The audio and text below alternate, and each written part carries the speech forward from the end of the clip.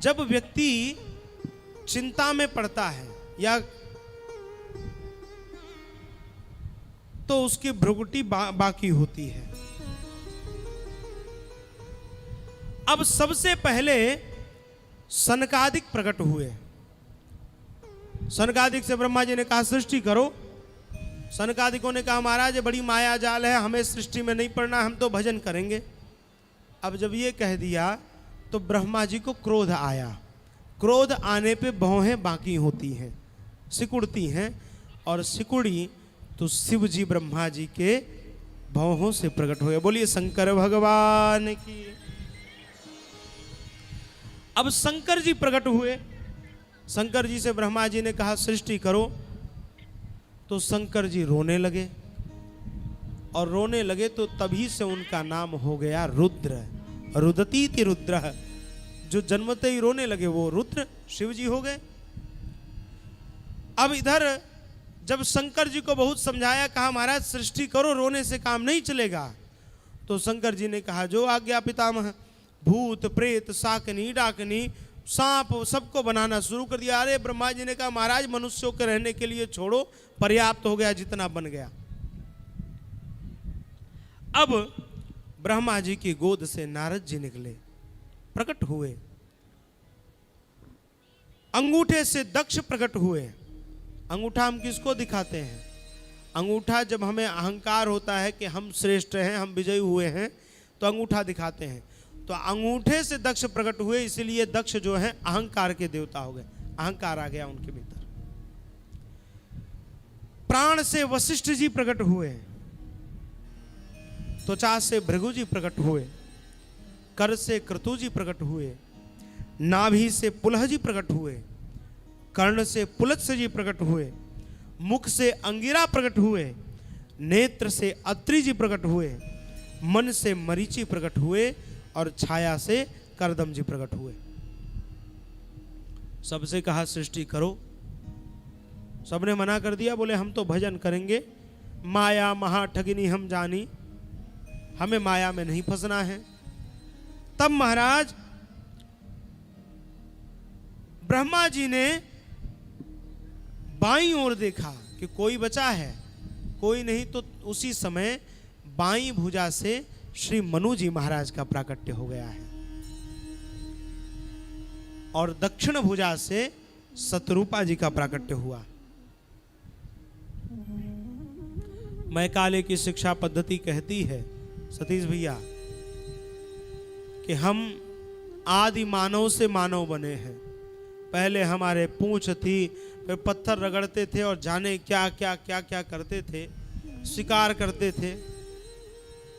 बने होंगे, मैकाले बने होंगे, लेकिन हमने तो आज तक किसी बंदर को मनुष्य बनते नहीं देखा, हमारे सामने तो नहीं बना। हम आदि मानव से मानव नहीं बने हैं। मेरे नौजवान भाइयों बहनों जो कथा सुन रहे हो, कि भारतीय शिक्षा पद्धति जो कहती है हम मनु जी की संतान हैं, इसलिए हम मानव हैं, मनु जी की संतान होने के नाते। अब महाराज ब्रह्मा जी ने निर्देश किया उन्हें कि सृष्टि करो। तो सृष्टि करे कहा, पृथ्वी को हिरण्याक्ष चुरा कर ले गया है। देखा तो पृथ्वी पाताल में हिरण्याक्ष लेकर बैठा है। अब हम जब चिंतित होते हैं तो हमारी नासिका में उंगली चली जाती है। अब ब्रह्मा जी भी ऐसे ही किए। तो जैसे ही नासिका में ब्रह्मा जी की उंगली गई, तुरंत नासिका से श्री वाराह नारायण का प्राकट्य हो गया। बोलिए वाराह नारायण भगवान की। सूकर के रूप में मेरे प्रभु नासिका से प्रकट हो गए, और बाहर आते ही विराट स्वरूप मेरे प्रभु ने धारण कर लिया है। क्या करे, आज्ञा करिए। महाराज पृथ्वी ले गया हिरण्याक्ष, ले आइए। भगवान गए और पाताल में गए तो देखा हिरण्याक्ष पृथ्वी को चुरा कर बैठा है। भगवान ने ललकारा और ललकार करके मल्ल युद्ध किया है, और मल्ल युद्ध करके उसको पराजित किया, उसका वध किया, और पृथ्वी को अपने दंतावलियों पर धारण करके वाराह नारायण भगवान लेकर आए हैं। पृथ्वी पाताल में चली गई थी, रसातल में थी, कोई स्वाद नहीं था। कहते हैं भगवान ने अपने दंतावलियों से पृथ्वी में 6 रस डाल दिए। माटी वही है, गन्ना लगाओ तो मीठा हो जाता है, और मिर्ची लगाओ तो वज्र तीखी हो जाती है। माटी वही है, लेकिन मेरे प्रभु ने अपने दंतावलियों से पृथ्वी को रसमयी कर दिया है भगवान ने। अब मनु शतरूपा जी ने सृष्टि का आरंभ किया। इधर मनु जी की 3 कन्याएं हुई, आकुति, देवहूति और प्रसूति। बोले महाराज यहां तो एक हो जाए तो हम चिंतित हो जाते हैं। भैया देखो, सृष्टि में सबसे पहली संतान के रूप में महाराज मनु को बेटी ही मिल रही है। यदि बेटी घर में मुस्कुराती है, प्रसन्न रहती है, तो ध्यान रखना कि लक्ष्मी आपके आंगन में ठहरी रहेगी, और जिस दिन बेटी दुखी हुई उस दिन लक्ष्मी तुरंत घर छोड़कर चली जाएगी। बेटी को जितना सुख दे पाओ उतना सुख देना। अब महाराज इधर 3 कन्याएं हुई। उन तीनों कन्याओं में सबसे पहले देवहूति जी का चरित्र आरंभ हुआ। देवहूति जी का विवाह करदम जी के साथ हुआ। समय की रिक्तता है, समय का अभाव है, इस नाते थोड़ा संक्षेप में हम आगे बढ़ेंगे। करदम जी का स्वभाव है वो अपने शरीर पर कीचड़ लगाए रहते हैं, कीचड़ लपेटे रहते हैं, और उन्होंने घनघोर तपस्या की। भगवान प्रकट हुए। भगवान ने कहा करदम जी वरदान मांगो। बड़ी अद्भुत बात है, ध्यान से सुनना। करदम जी से भगवान ने कहा वरदान मांगो। करदम जी ने कहा प्रभु एक पत्नी दे दो। तथा सचाहम परिवोढुकामम समान शीलाम गृहमेध धेनुम। एक पत्नी दे दो। भगवान हंसने लगे, बोले यहां बड़े बड़े लोग कहते हैं महाराज हम तो वाइफ है। देखो पत्नी मांग रहे हैं करदम जी, वाइफ नहीं मांग रहे हैं। पत्नी और वाइफ में बहुत अंतर होता है। हमारे गुरुदेव भगवान कहते हैं वाइफ का अर्थ क्या है। वाइफ में 4 शब्द होते हैं, WIFE, वाइफ। तो कहा W का अर्थ है विदाउट,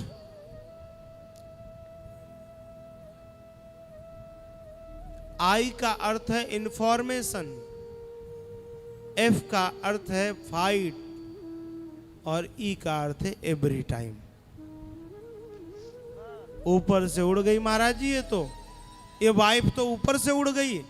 अरे भैया without information fights every time, that is wife. जो बिना सूचना के दिन रात लड़े।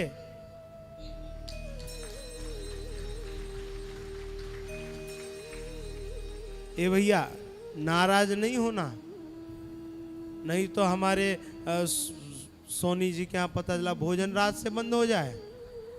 हमारे मोहन जी बैठे हुए हैं। ये वाइफ का अर्थ है, लेकिन हमारे करदम जी वाइफ थोड़ी मांग रहे हैं। अब वाइफ होती है तो सामने हस्बैंड होता है, हंसता हुआ बैंड, जितना पिटता है उतना हंसता है। लेकिन हमारे भारतीय संस्कृति में वाइफ हस्बैंड नहीं है, पत्नी और पति है। पत्नी कौन है? पतनात्रायते, जो अपने पति को पतन से बचा ले वही पत्नी है। पति कौन है? पति कौन है? जो अपने पत्नी को रघुपति से मिलवा दे वही पति है। हे महाराज मुझे पत्नी चाहिए। भगवान हंसने लगे, बोले महाराज पत्नी लेकर क्या करोगे? खाने को दाना नहीं है, कहां शॉपिंग कराओगे, कहां घुमाओगे टहलाओगे? है कुछ? करदम जी ने कहा महाराज आप सुनो तो, पत्नी दो आप तो। भगवान ने कहा दे दिया, चलो मिल जाएगी। बोले ऐसी पत्नी नहीं चाहिए, अब हमारी सुनिए, पत्नी कैसी चाहिए? महाराज मुझे पत्नी ऐसी चाहिए जो आपको अपने गर्भ में धारण कर सके, परमात्मा को अपने गर्भ में धारण कर सके, ऐसी पत्नी चाहिए। भगवान ने दे दिया वचन। करदम जी का विवाह देवहूति मैया के साथ हुआ और पहले 9 कन्याओं का प्राकट्य हुआ। कला नामक कन्या का विवाह मरीच ऋषि के साथ हुआ। अनसुईया नामक कन्या का विवाह अत्रि जी के साथ हुआ। श्रद्धा नामक बेटी का विवाह अंगिरा जी के साथ हुआ। हविर्भु नामक बेटी का विवाह पुलत्स जी के साथ हुआ। गति का विवाह पुलह जी के साथ हुआ।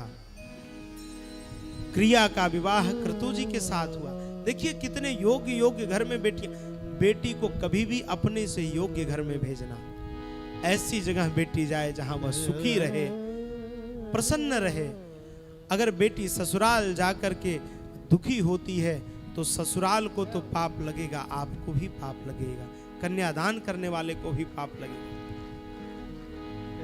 बेटी कोई भार नहीं है, बेटी भार नहीं है भैया, बेटी सौभाग्य है। ये सौभाग्य को धारण कर लो। ख्याति का विवाह भृगु जी के साथ हुआ। अरुंधति जी का विवाह वशिष्ठ जी के साथ हुआ और शांति नामक बेटी का विवाह अथर्वा जी के साथ हुआ। 9 कन्याएं और 9 कन्याएं जब नवधा भक्ति जीवन में आ गई तो अब तो परमात्मा को ही आना है। तस्याम बहुतिथे काले भगवान मधुसूदन कर्दमम वीर्यमापन्नम जग्नेग्निरिवदारुणी। जिस प्रकार यज्ञ कुंड में अग्नि प्रकट हो जाता है, उसी प्रकार करदम जी और देवहूति जी के माध्यम से श्री कपिल भगवान का अवतार हो रहा है। यहां पर एक बड़ी अद्भुत बात कही, करदमम वीर्यमापन्नम। क्या भगवान का जन्म सामान्य वीर्य या रज से होता है? नहीं भाई, वीर्यम प्रेम पराक्रमम। यहां प्रेम के पराक्रम से भगवान का प्राकट्य हो रहा है। सांसारिक मिलन से यहां भगवान का प्राकट्य नहीं हुआ है। अब तो कपिल जी का प्राकट्य हुआ। कपिल जी के जन्म लेते ही करदम जी घर छोड़कर चले गए। अब तो कपिल जी मैया की खूब सेवा करते हैं, चरण दबाते हैं, उनके वस्त्रों को धोते हैं, आश्रम की झाड़ू बहारू करते हैं, गौ माता को चारा डालते हैं, और तो और मैया के केस भी स्वयं गूंथने बैठ जाते हैं। आहा हा, देखो भैया, माता पिता के चरणों में जीवन का सारा सुख है। यदि जीवन में सुखी होना चाहते हो तो माता पिता को प्रसन्न कर लो, प्रसन्न कर लो। मेरे प्रभु राघवेंद्र सरकार को जब दशरथ जी ने बुलाया और कहा बेटा वन जाना पड़ेगा, भगवान रोने लगे। दशरथ जी ने कहा बेटा वन जाने के कारण रो रहे हो? भगवान ने कहा नहीं पिताजी, इस कारण नहीं रो रहा हूं। तो कारण क्या है? अरे भय लग रहा है तो वन मत जाओ, मैं अपने वचन को वापस ले रहा हूं। भगवान ने कहा पिताजी मैं इस कारण दुखी हो रहा हूं कि इतनी छोटी सी बात आपको मुझे कहनी पड़ी। अगर मैं योग्य पुत्र होता तो बिना कहे समझ जाता। ऐसे है परमात्मा।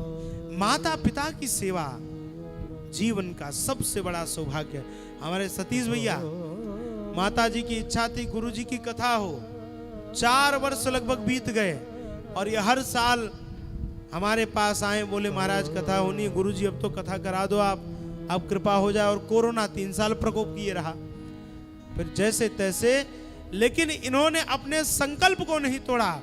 माँ ने जो आज्ञा दी थी उस आज्ञा को पूरा करा के रहे। और भरतपुर में इतनी सुंदर कथा इन्होंने गुरुदेव की कराई। हजारों की संख्या में लोगों ने कथा का लाभ लिया। और एक बात बता दे रहस्य की, इनके यहां कथा हुई तब तो हम आपसे भेंट कर पाए, नहीं तो भेंट नहीं होती। वहीं मदन मोहन दास जी महाराज जी का मन डोल गया। गुरुदेव से कहा, गुरु जी कथा करानी है रामचंद्र दास जी की, आप आज्ञा दीजिए। हमने तो निवेदन किया गुरु जी किसी को भेजा जाए, हमें तो कुछ आता जाता नहीं है, हम क्या कहेंगे। तो धन्यवाद है आप हमें बैठकर 3-3 घंटे आप सुनते हैं, आपके धैर्य को प्रणाम है। हमें कुछ आता जाता नहीं है, लेकिन गुरु आज्ञा थी तो हम चले आए और आपके सामने जो बन पड़ रहा है उल्टी सीधी बातें कर रहे हैं। अब महाराज एक दिन मैया ने पहचान लिया, ये कोई बेटा नहीं, ये परमात्मा अवतरित हुआ है। और भगवान आज कपिल देव को ऊंचे आसन पर बैठाया, स्वयं मैया नीचे बैठ गई और प्रार्थना कर रही है। तम त्वागताहं शरणं शरण्यं स्वभृत्य संसार तरो कुठारम। हे प्रभु, मैं आपकी शरण में हूं, कृपा करके मेरे अज्ञान रूपी वृक्ष को काट दीजिए अपने ज्ञान रूपी कुल्हाड़ी से। और 3 प्रश्न मैया ने किए। मैया ने पूछा, मन को कैसे मोड़े? तो भगवान ने कहा, देखो, मन को अगर मोड़ना है तो सबसे पहले संग अच्छा करना पड़ेगा।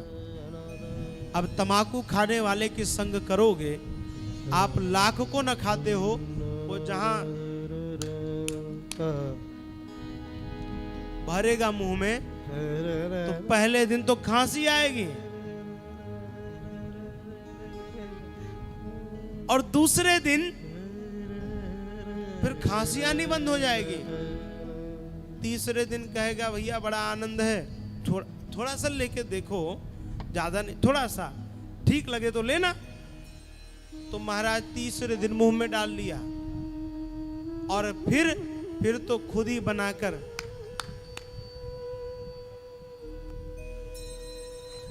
तमाकू खाने वाले की संग करोगे तो केवल तमाकू खाना सीखोगे, ज्ञान की बात थोड़ी सीखोगे।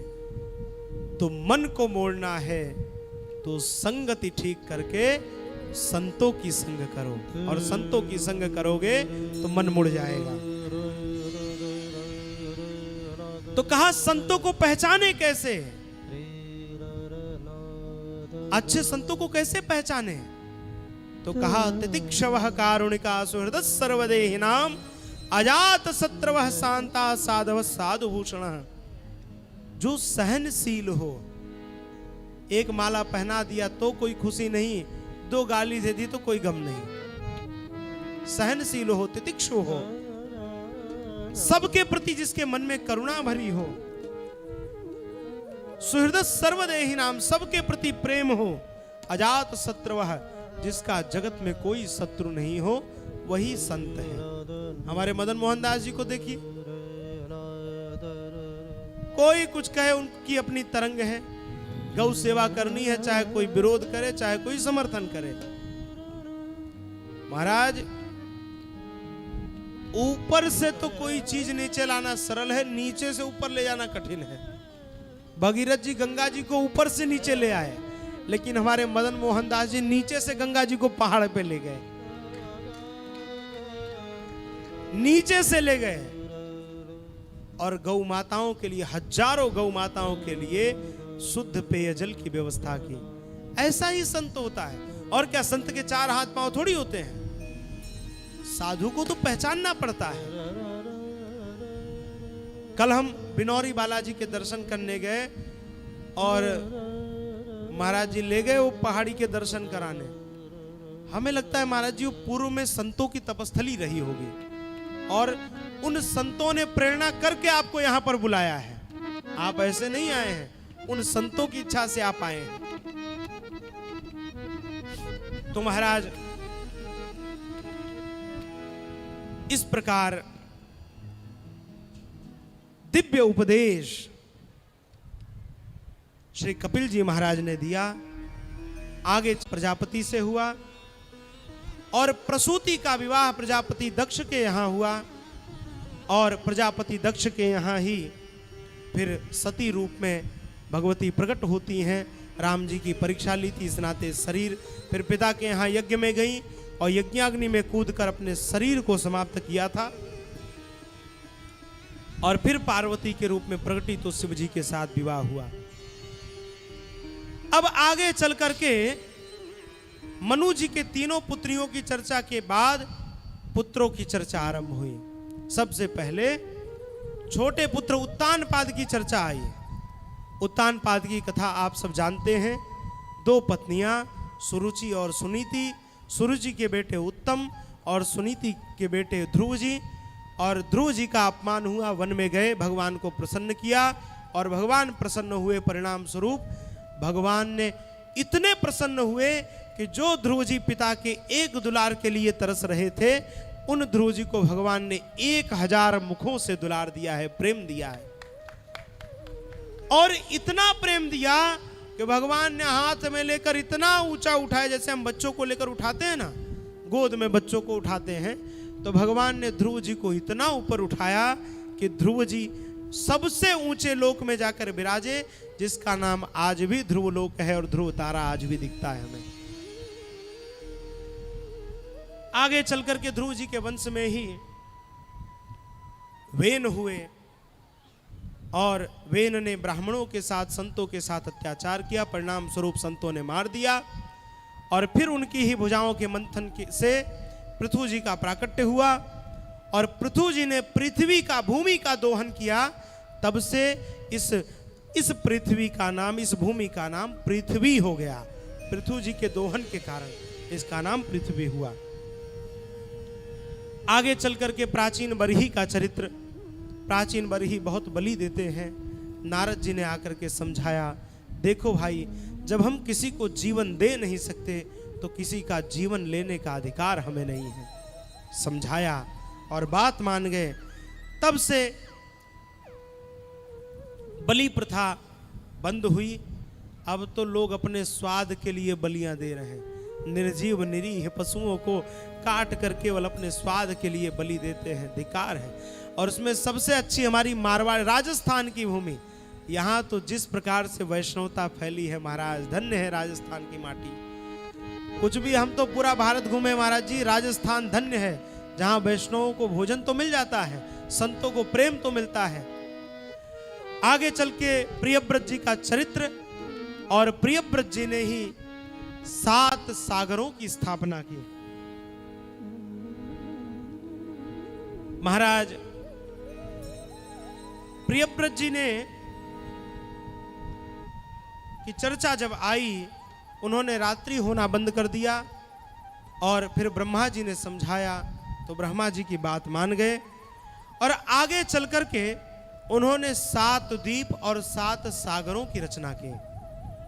जम्बू द्वीप, लक्षद्वीप, सालमणि द्वीप, कुशद्वीप, क्रौंच द्वीप, शाकत द्वीप और पुष्कर द्वीप, जिसमें हम सब जम्बू द्वीप के भरत खंड के भारतवर्ष में रहते हैं। बोली भारत माता की जय हो।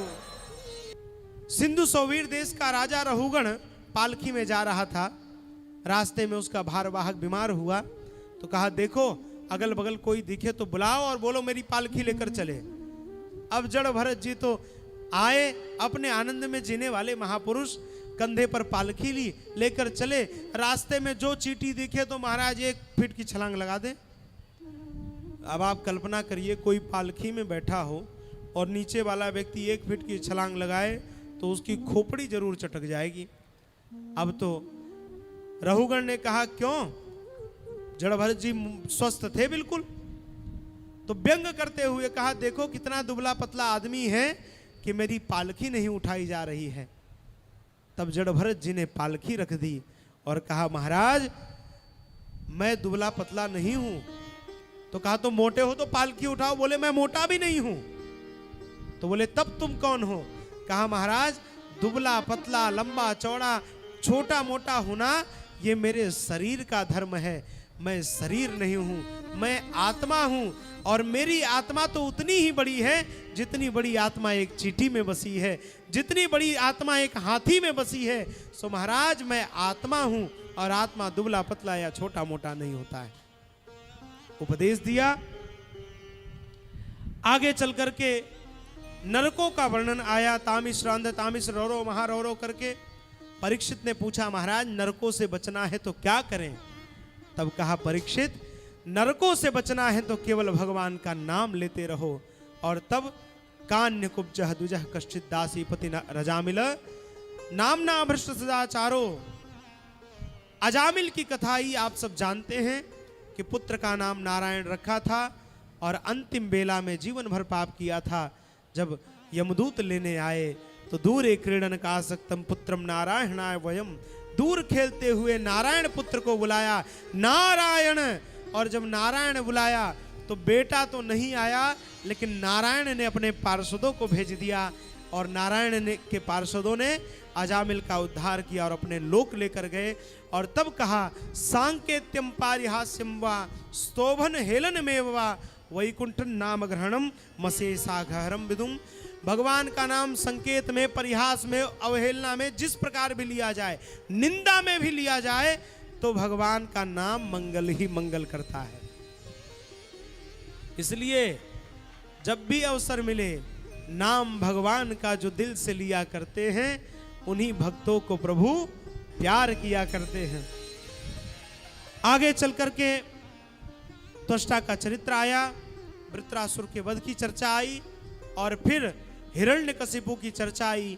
हिरण्यकशिपु ने वरदान ब्रह्मा जी के लिए तप किया और वरदान मांगा, न मैं बाहर मरूं, न भीतर मरूं, न ऊपर मरूं, न नीचे मरूं। आगे आप सब जानते हैं। और परिणाम हुआ कि उसके कल्याण के लिए प्रहलाद जी का जन्म हुआ है। प्रहलाद जी गुरुकुल पढ़ने गए,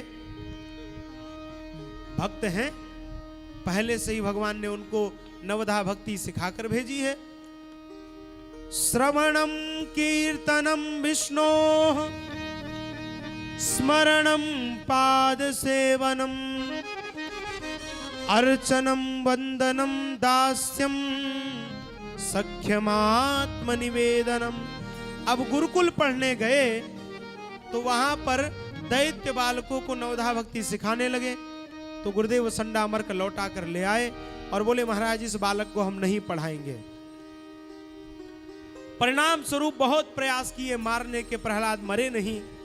तब अंत में एक दिन कहा, तब जब भाई को चिंतित देखा तो होलिका बहन थी। होलिका ने आकर कहा भैया क्या चिंता है? बोले ये प्रहलाद मरता नहीं है। बोले भैया मैं मारूंगी। अब महाराज होलिका ने प्रहलाद से कहा क्यों भैया? भतीजे राजा कभी अग्नि की यात्रा की है? प्रहलाद जी भोले भाले बोले नहीं बुआ, हम तो हम अग्नि की यात्रा नहीं किए। अब महाराज नगर के बीचों बीच पूरे नगर से सामग्री इकट्ठा करके रखी गई, लकड़ियां इकट्ठा की गई और बीच में होलिका की गोद में मेरे प्रहलाद जी विराजे। आग लगाई गई, हरि प्रेरित ही अवसर चले मरुत 49 अट्टहास करी गर्जा कभी बड़ी लाग आकाश। उसी समय पवन का वेग चला, होलिका की चुनरी उड़ गई, होलिका धू धू करके जलने लगी और प्रहलाद जी की रक्षा हो गई। बोलिए भक्तवत्सल भगवान की जय हो। अब जब प्रहलाद जी की रक्षा हो गई तभी से हमारे यहाँ होली की परंपरा हुई।